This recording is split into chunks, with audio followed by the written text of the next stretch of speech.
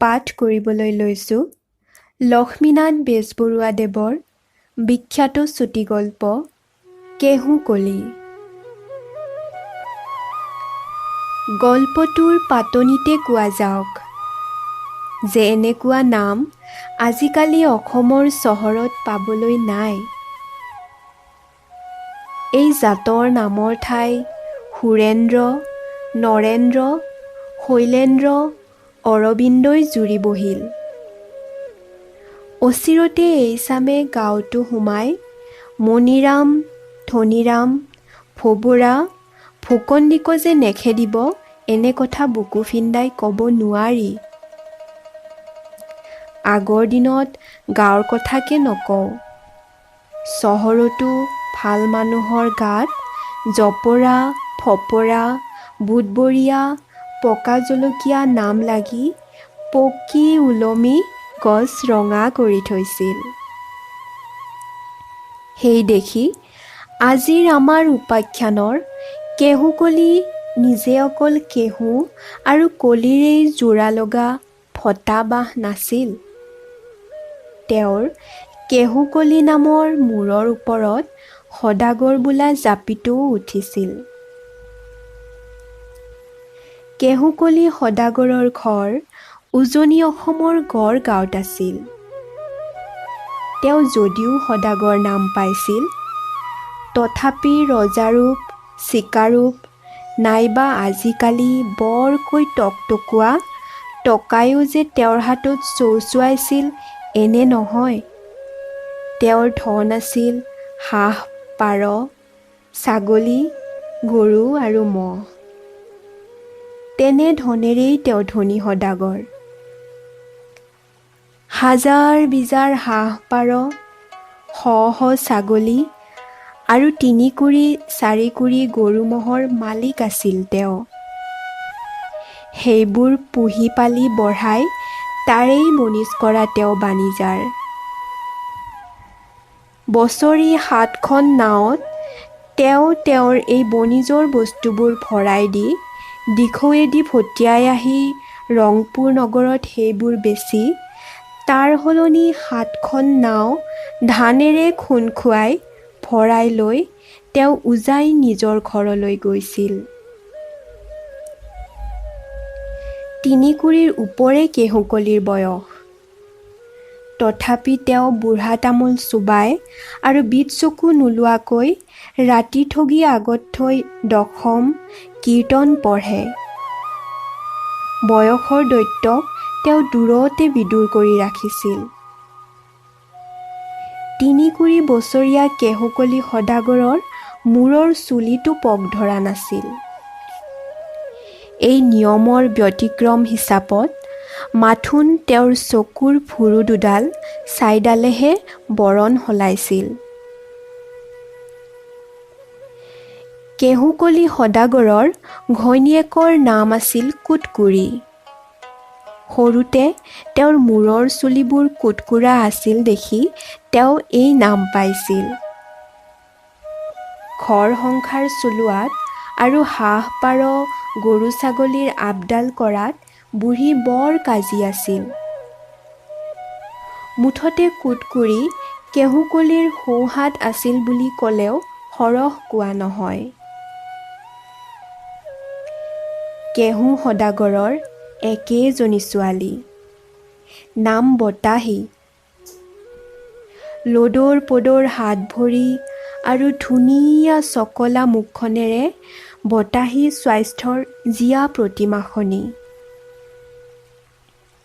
তাই বতাহৰ দৰে চঞ্চল আছিল দেখিয়েই তাইক মাক-বাপেকে বতাহী বুলিছিল। বাপেক মাকৰ কামত বতাহী যেনেকৈ তীখা মুখুৰা, তেনেকৈ হাঁহ, পাৰ, গৰু ছাগলীৰ আপডাল কৰা কামতো তাই আগৰনুৱা।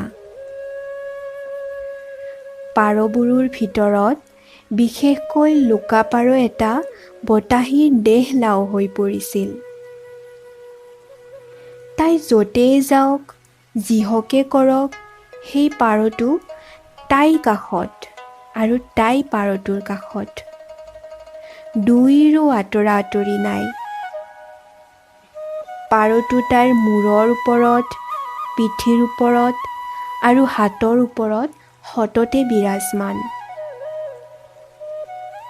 অজান জন্তু এটাই কেনেকৈ মানুহৰ মৰমৰ মৰ্ম বুজি এনেকুৱা মৰমীয়াল হৈ পৰিছিল, দেখিলে আচৰিত মানিব লাগে। পাৰটোৰ গড়গতি দেখিলে কোনে ক'ব যে সি জ্ঞানশূন্য আতি পশু-পক্ষী জাতিৰ শাৰীৰ?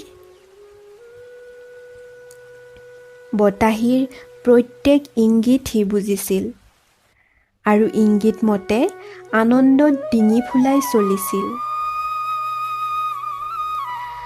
ৰণাই কেহুকলিহঁতৰ ওচৰ চুবুৰীয়া হৃষ্টপুষ্ট বলিষ্ঠ ডেকা। তাৰ বৰ মন যে সি বতাহীক বিয়া কৰে। ৰণাইৰ বয়স ২১ বছৰ, বতাহীও ১৭ বছৰীয়া। সকলো পিনে দুয়োৰো জোৰ হয়। কেহুকলি আৰু কুটকুৰিৰো ছোৱালীজনী তাকেই দিবৰ মন। কিন্তু বতাহীৰ মনৰ ঠাউনি পাবৰ উপায় নাই।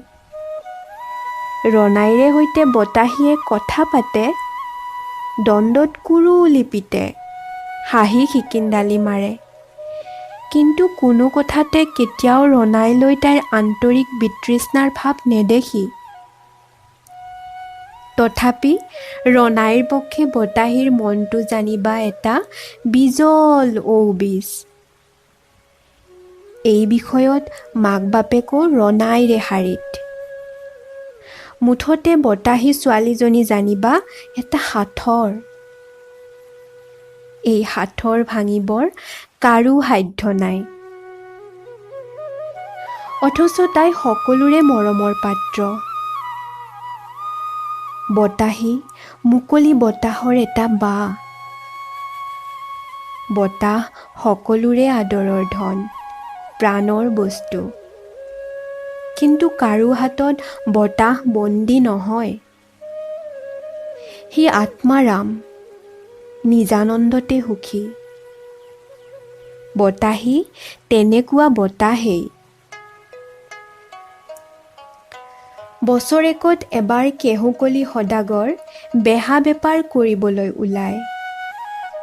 এইবাৰো সদাগৰে ৭খন নাৱত তেওঁৰ বণিজৰ বস্তু হাঁহ, পাৰ, ছাগলী ভৰা দি বেহা কৰিবলৈ ওলাল।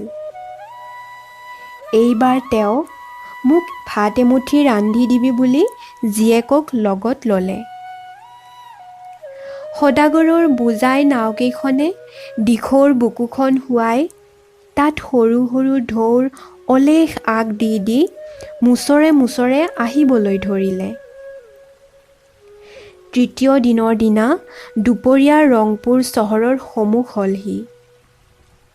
দিখৌৰ বালিটোপতে সদাগৰে নাও বান্ধি বালি চিকুণোৱাই খোলা এখন কৰোৱাই আঁৰ কাপোৰ তৰুৱাই টৌসুটি মাৰি ভাত ৰান্ধিবৰ দিহা কৰিলে। ৰান্ধনী বতাহী। ভাত নমাবৰ হৈছে, এনেতে কোনোবাই বতাহীক বাতৰি দিলে যে তাইৰ লোকাপাৰটো নাৱৰ কুন্ধিৰ পৰা ওলাই উৰি গৈ ওচৰৰে ছটিয়না গছজোপাত পৰিছে। নমাবলৈ ধৰা ভাত চৰুটো তাতে এৰি বতাহী ওলাই আহিল। তাই গছজোপাৰ আগত থকা পাৰটো দেখি মাতিবলৈ ধৰিলে, আহ আহ লুকাই আহ। সেইদিনা পাৰটোৰ কি হৈছিল ক'ব নোৱাৰি। সি বতাহীৰ মাতলৈ আওকাণ কৰি আকৌ উৰি গৈ অলপ দূৰত সৰিয়হৰ পথাৰ এখনৰ মাজত থকা পলুঙা পলাশ গছ এজোপাৰ টিঙত পৰিলগৈ। পাত নথকা পলাশজোপা ফুলেৰে ৰাঙলী হৈ আছিল। বতাহী লৰি গৈ পলাশৰ তল পালেগৈ।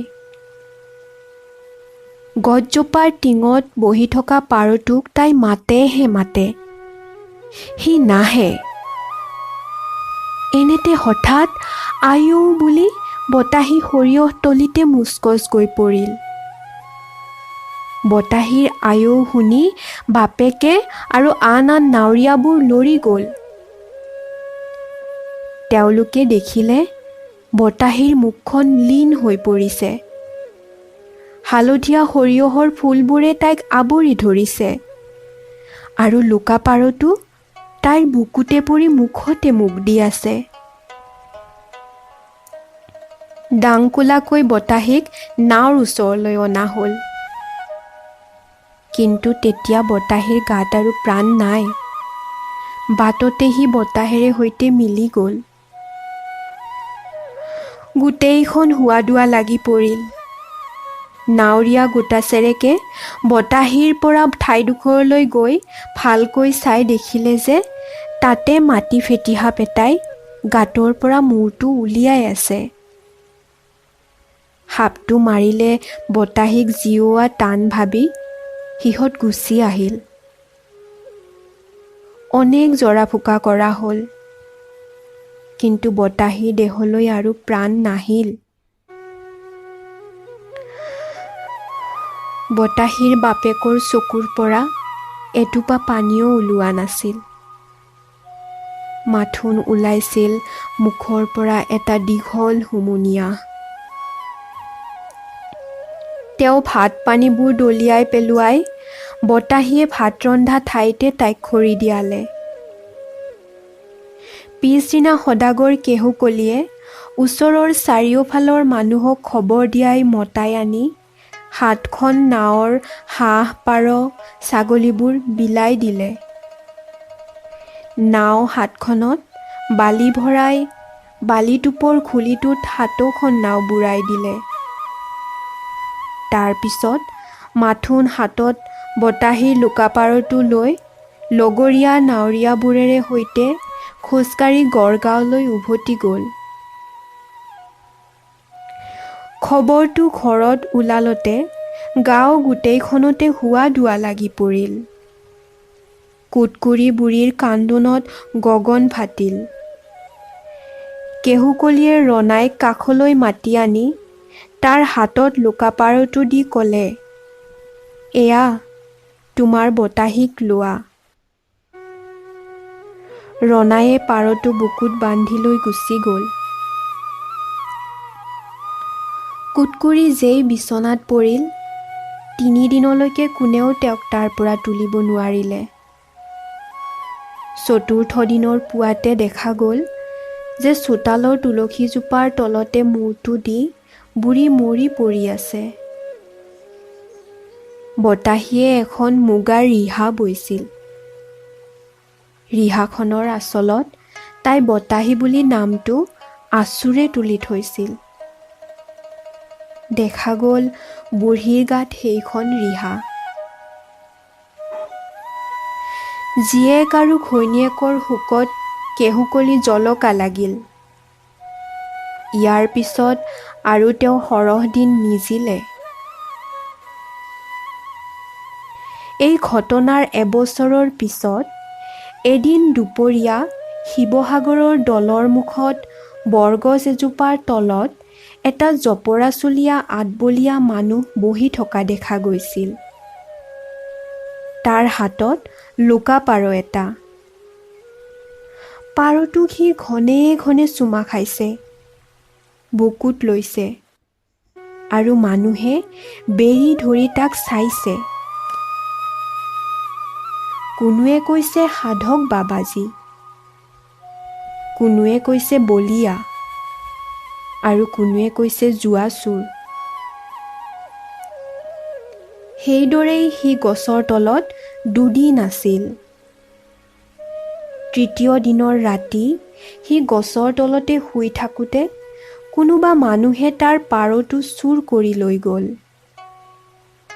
পুৱা তাৰ টোপনি ভাগিলত সি পাৰটো নেদেখি আৰু ইফালে সিফালে বিচাৰিও ক'তো নাপাই এটা চিঞৰ মাৰি তাৰ পৰা ক'ৰবালৈ গুচি গ'ল।